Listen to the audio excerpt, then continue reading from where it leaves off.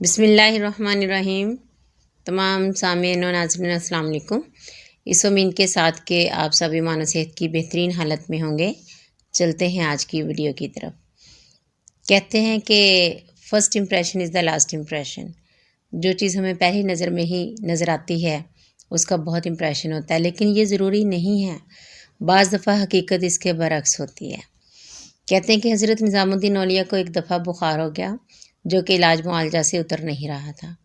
تو ایک دن حضرت امیر خسرو نے کہا کہ حضور، ایک ہندو ہے جو کہ مرض کو سلب کرنے کی صلاحیت رکھتا ہے، اجازت ہو تو اس کو بلا لو۔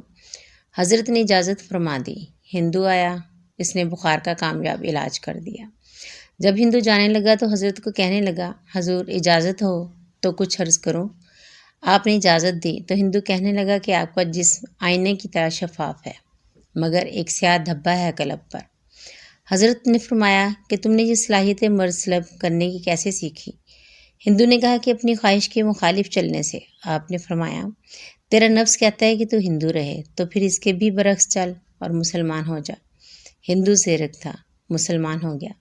پھر حضرت فرمانے لگے کہ اب میرے قلب کا دھبا دیکھ، جو کہ ہندو کہنے لگا اب نہیں ہے۔ پھر حضرت نے فرمایا کہ میں تو ایک آئینہ ہوں، وہ میرے نہیں تیرے دل کا دھبا تھا جو تو آئینے میں دیکھ رہا تھا۔